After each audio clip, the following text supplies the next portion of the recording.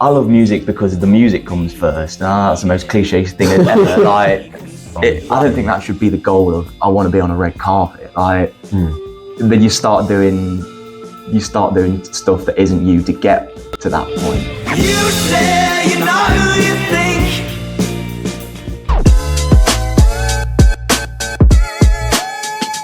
Today we're here with Charlie King, a blues rock artist. Hello. On the MusikBox website, and he lives in Derby. I do. Yeah. How are you, mate? I'm doing really well. Yeah. Good, Thank you for having me. So, for those that don't know who you are, sort of just explain yourself a bit. So yeah, my name is I'm Charlie King, and I am from Derby. I'm a singer-songwriter. Kind of. I feel like I've said many different genres for what I do, but it's definitely more bluesy, more rock and roll. I kind of want to bring back old school music in a modern way. That's kind of. That's good. I think that's quite a nice thing to do, to be honest. Yeah. I think that's something that's kind of missing.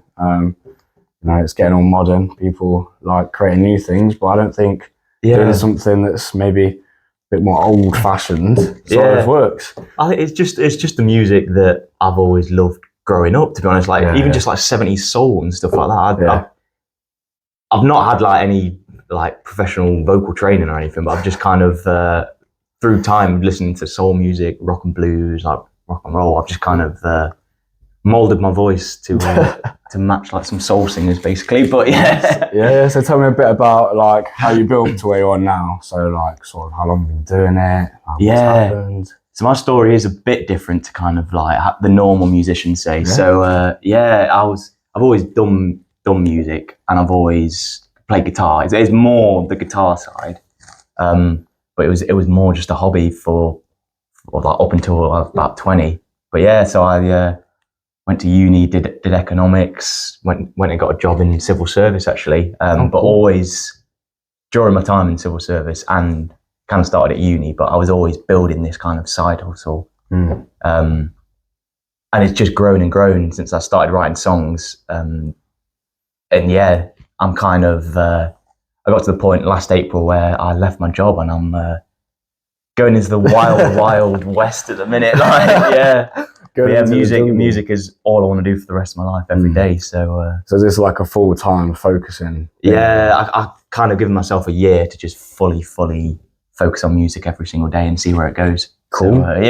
So, I'm still in that year kind of thing. Yeah, so, still like sort of coming up, whatever. Because obviously, if you're in it for like a year, you've still got things to learn. But I've always had the attitude that like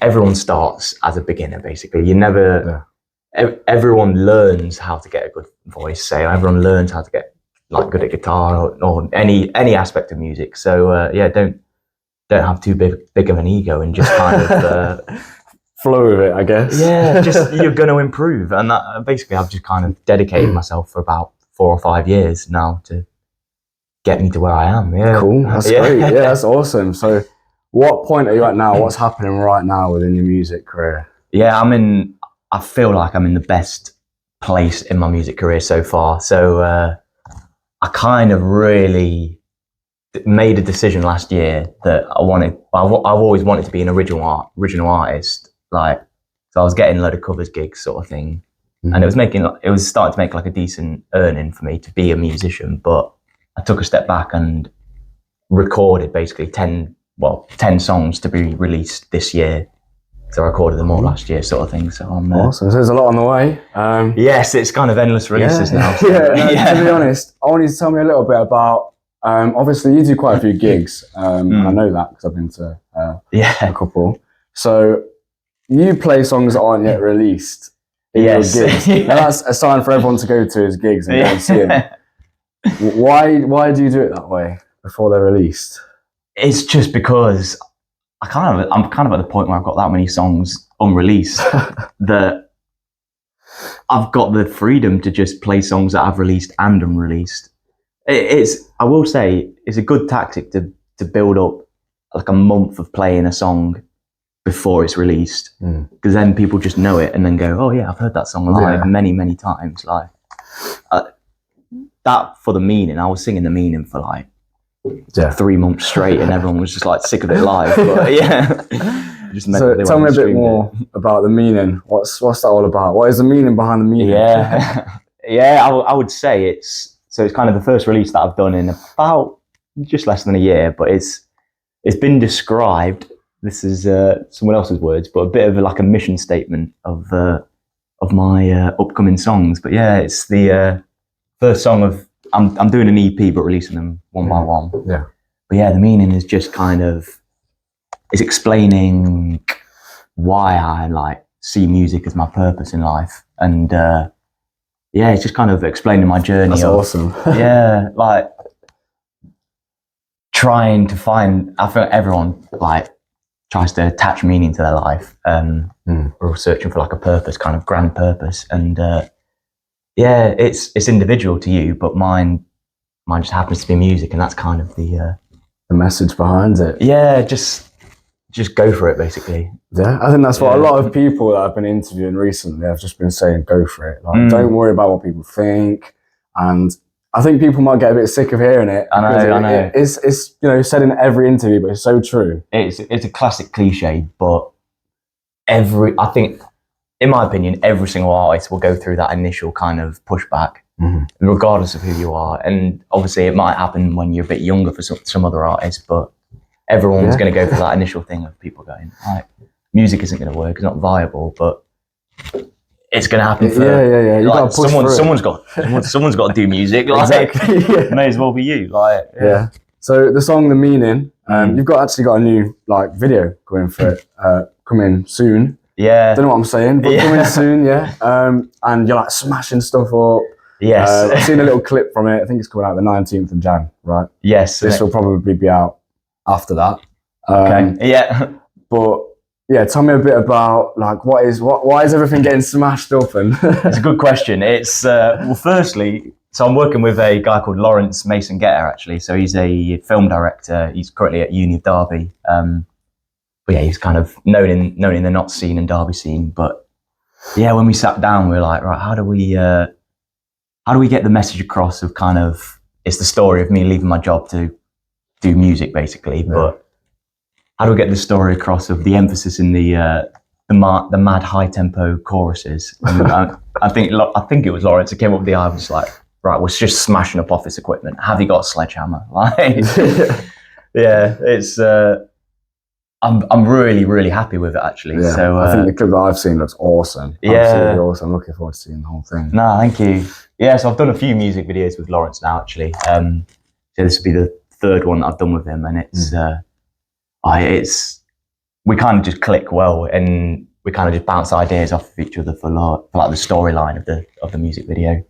Cool. Yeah. So it's just like something like smashing shit up and just it's just a cool video, basically. Yeah, I will say, actually. So Lawrence, he hosted this kind of film screening actually yesterday at Broadway in Nottingham, and we showed The Meaning, and honestly, I was just in awe of seeing it on the big screen. It was cool. Yeah, it was like the first experience of a fucking packed out cinema. Like, it was madness. Like, it was so he's releasing a film called Beautiful Meadow.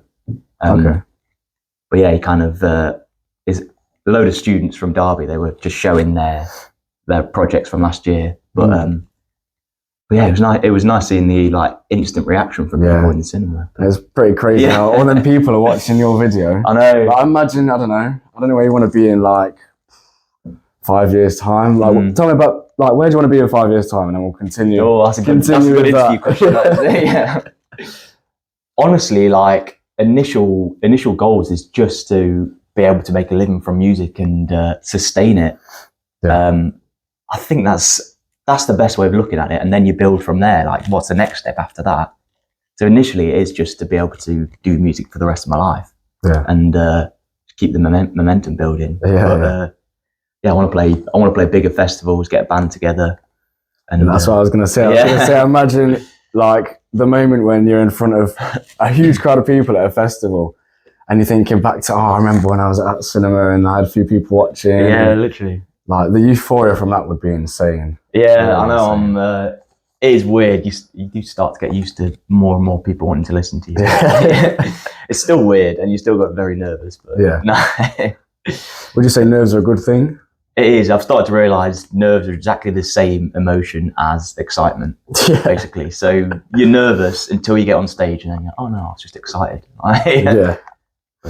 Cool. So you've actually released a new song called Daydream. That was played in loads of gigs before. I was like really excited to listen to it. As soon as it came out that night, as soon as it got to like 12 p.m, I was like, oh my God, I'm listening to it straight away. No, thank you very much. What's that about?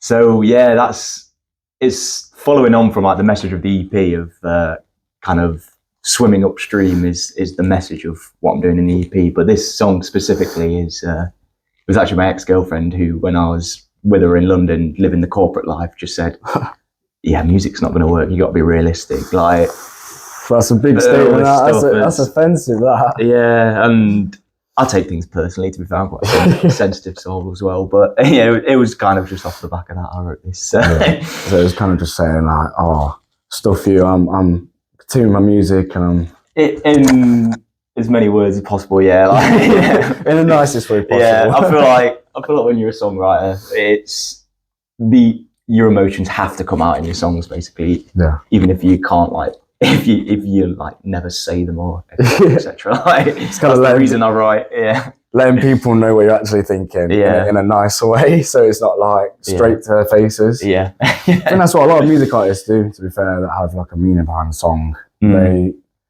They'll put the message in there, so it's easier than having to say it like up front, and then they know that someone might be listening to that. Why do you think we all write? Like, people who can express their emotions better with words probably don't write as much. Yeah. That's what I was thinking. Yeah. So the lyrics, right? In any of your songs, like how do you actually? I'm always interested in asking people, how do they come up with the lyrics? Like, do you kind of jot them down, or? Yeah. So when I first started writing, it was more like I was writing poetry and then the music came after that. But how do I mould the melody into this already written poem, say? But now my process is a lot more melody heavy. So I think it's just because as I've improved on guitar, I just can sense out melodies better. So I tend to write the melody in guitar first and then mould the words and the cadence to the guitar, basically. Yeah, so it's easier to just fit in and like slide in. So you've got the tune before you do any of the lyrics, and you've got the melody. At the minute, but it ums and ahs. It'll vary. Yeah, it will vary. The best songs literally come like you're written in like 10 minutes. Yeah. I mean, you get a little bit down if it's taking longer, but there are some songs that also it's like an iteration. You like work at it, and they're still the same output sort of thing. But yeah, cool. So at the moment, I know you're quite big on the music kind of gig scene in Derby and Nottingham. Are there any kind of thoughts of maybe exploring further out, doing things? Yeah, I'd love to. I'd love to start gigging in London as well, actually. Yeah, so I did live in London like a couple of years ago, but it was living my corporate life in London. Yeah. So I didn't actually do any gigs while I was there, but I have gone back and I've got mates in London, so I've done a couple of gigs in London at the minute. But yeah, I did get offered like more regular slots, but they realised that I wasn't actually from London. They were like, "Oh, so you got to go all the way down there." Yeah, there was a bit of a clause of needing to bring a party bus and stuff like that. But yeah, I'd love to expand into London somewhere bigger and that's got more kind of like a music scene. I know that I've been saying this quite a bit as well. Derby's got a scene there that's kind of hidden. Yeah, and if you know about it, you know about it. I think a lot of people don't. Nottingham's kind of got more of that. But London is like the biggest. Yeah, I mean, it's the main city, isn't it? Well, that's it. Yeah, so I've kind of played in a few different cities actually. So I was living in Sheffield as well. I've moved all over the place, but yeah. So I went to uni in Sheffield and then went back to live in Sheffield for a year. So it is where I started my music career. Yeah. So started to get kind of regular gigs in Sheffield scene. Awesome, man. And then had to come back to glorious Barbados. Barbados, that's it right there. Yeah. I know people were watching from all over the UK, but those that are from Derby know that Derby is... If you know, you know. Yeah, exactly. That is exactly what it is. Now, you've been doing music for, properly, you said for a year, right? I would say all out for a year, but for about 5 years, I would say. Have there been any difficult times that you've sort of had to overcome? Or maybe not difficult, maybe like funniest or unusual times that you've had to overcome? Yeah, I think it's when I would say it's when I first started doing like open mics in Sheffield, actually. So I was still working like a full-time 9-to-5 job, and then doing like 4 or 5 open mics a week as well. Just killing myself, like, like after work, quite an intensive job, like just going out, either gigging on it, or writing or everything. I was like, this can't be a sustaining life, so I've got to do something about it because music is all I think about. So I would say that was the most intense period of my life. Yeah, definitely. What did you do to sort of overcome that? Did you sort of tone things down and then? I went part-time in my job, and then part-time in my job, and then no hours in my job, so fully music. So fair enough. It's something that you love. It's something you got to pursue, and if you can see a future in it, then it's there. You just got to chase it. I think that's what I realise is that I've always seen a future in it, just because I know how hard I work at it. Like I think it's as simple as that. Like it's because I compared it to working hard to get another job, say. I was like, this is the way the world works. Like, graft does actually work. Like, you just gotta choose what you graft at, basically. I think the harder you try that one thing, the more effort you put into it, the more successful you'll be at that thing. Yeah, I think that's with everything. I think it's just there are some industries like the music industry where it just takes ages to actually see rewards, but they do come. Like. Have you seen any sort of rewards yet? Any big rewards or anything you've been proud of? Yeah, I think obviously the world wants it to go like, what's the monetary aspect of that? Like it just takes time to get that aspect. But I'm just really proud of the momentum that I'm actually starting to get now, I'd say. So the biggest thing was starting to be recognised for festivals and stuff. So I've played like Tramline's Fringe a couple of times. Excuse my phone. And I'm actually playing Eyes Have It this year coming up as well in Duffield, Derby. Awesome.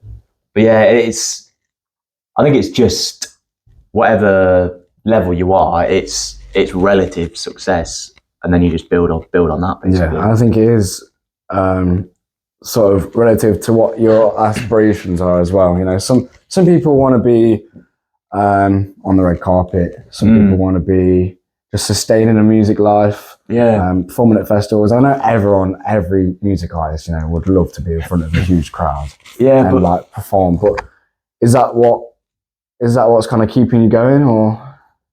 Well, it isn't. I love music because the music comes first. That's the most cliche thing ever.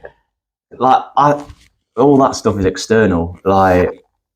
It just comes in the end. It's just something that might happen from. I don't think that should be the goal of I want to be on a red carpet. Like then you start doing stuff that isn't you to get to that point. Yeah. Just literally just be authentic, and if it comes and it's meant to be like because of your music, your product, like then it's meant to be. Yeah. That's my advice to any music. So advice to any music artists, or maybe like really new, younger music artists. What advice have you got as well as that? Yeah, 100%. The biggest thing was you have to make music that you love. It's as simple as that. Like you'll. I think the term burnout just comes from not being yourself. If you love it, like you will keep doing it, and you have to keep doing it. So there's going to be there will be a lot of people trying to say like, this is what you have to do to make it. Yeah. You have to make this certain sound. Modern music is different. It's just not true. Like work at first and foremost the basics, like, and take it from there. Yeah. Basically, yeah. It is as simple as that. Like everyone tries to make it really complicated. Yeah, I think especially I know I was talking to Bronco about this, Bronco Lane. People do make it look really easy, sort of on TikTok. You know, you get the odd one that will succeed straight away, and then they'll like kind of people get carried away with thinking how easy it is. But I think when you have started, like obviously like you, grafting, trying your hardest to get this music career rolling, getting the momentum going, I don't know, it shows that there's so much more there than what is kind of shown on the base of things. Like it shows that behind that is so much that you need to do. You won't have seen the years and years that someone has put in before they make it overnight. Basically, I can't see how anyone can like suddenly start doing something and then instantly like it just the world doesn't work like that. Yeah. I think I agree. Yeah. It's some people might be luckier than others. Maybe not luckier, maybe just just chances, isn't it? Yeah, there is a lot of like being in the right place, the right time. You gotta, if in your gut, like you sense that a moment is big, it probably is big. Like you have to like grasp that. Yeah. And there's moments like that. But yeah, social media and all of that, I feel like there's so many fast track like options that you can take. The crux of it is just you have to be consistent. That's true. And I think it's the fact that now you can like kind of pay for monetization, pay for your posts to be boosted. Yeah. It does kind of take away a part of the building it up by yourself. Yeah. People can, if someone's got a load of money, they can just like splash on monetization. So yeah, when I first started Instagram, I fell into a couple of them traps of boosting often. They don't work really, to be fair. No, you get false views basically. Yeah. They're not retained. Not loyal. Loyal viewers. You just have to build an audience that actually care for you as well as the music. Like, but yeah, try not to fall into the trap of buying. Like it won't work in the long run, basically, because because you need them loyal listeners that are going to support you along the way. Because I know that obviously there's quite a few people in Derby that know about you, and I know a lot of them are loyal to you, and they come to your gigs and they like listening to music. I'm one of them people. Thank you. I'm one of them to everyone, like every local music artist and bands and anyone that's getting involved with the community. Yeah, that's just how it is, isn't it? But I'm going to go on a completely different tangent. Oh, go on. Let's go for it. I'm going to say who or what motivates you to keep going. So it could be a person, it could be something, it could be anything. Like, what motivates you? Honestly, at the minute is I don't want my old life back. I kind of want to be able to look back at my 20s and say, do you know what? One, I went back to who I was as a kid and that mindset of you can do anything. But two, I want my own business. I've always had that kind of mindset, and that motivates me of just kind of carving my own path. Basically, I guess is what it's all about. But yeah, it's not wanting to go back to my old habits. Yeah, it's hard to explain. Yeah, it is hard to explain sometimes. It's honestly just showing up. It's discipline will always kind of keep you going. Yeah, you're not going to be motivated every day. It's just do it when you're not motivated. Yeah, that is very true, and I think that will help out a lot. Yeah, within sort of a music career, as we've been talking quite a bit about sort of succeeding and stuff. But in terms of obviously we've been saying momentum, you're building up momentum, the ball's rolling. What can we see from you in the next 6 months? So many releases. Like I've got videos coming, I've got songs all the time at the minute. So yeah, a song every month. Got 2 more music videos coming. I've got festivals in the summer coming up. So everyone listening to this right now, go and check out Charlie King on Instagram, everything. You can check him out on the MusikBox website as well. It's got all of his social media and whatever. Yeah. Check out everything that he's doing. Seriously. And a big gig that I need to sell tickets for is at the Victoria Inn, 23rd of Feb. Oh yeah. Yeah, I'm playing with Steve actually. Nice. Yeah, I've seen that one. Yeah. I've seen that post. That'll be on the website and everything. Posted quite a bit. But yeah, this will be out. Yeah. So people can go to that. I'll tell you what, I'm actually going to put it out in the universe. I'm looking for a drummer and a bassist for that gig as well. A drummer and a bassist. Yeah. Okay. To be fair, I've got some mates that I will ask, but yeah. Awesome. Throwing it out into the universe. Yeah. So anyone that's listening to that as well, get in touch. Yeah. Straight away. 100%. Yeah. Oh man, well I don't really know what else to say. Like I've learned a lot about you. I think everyone else has as well. Thanks a lot for being here, man. Yeah, it was great. Yeah, cheers.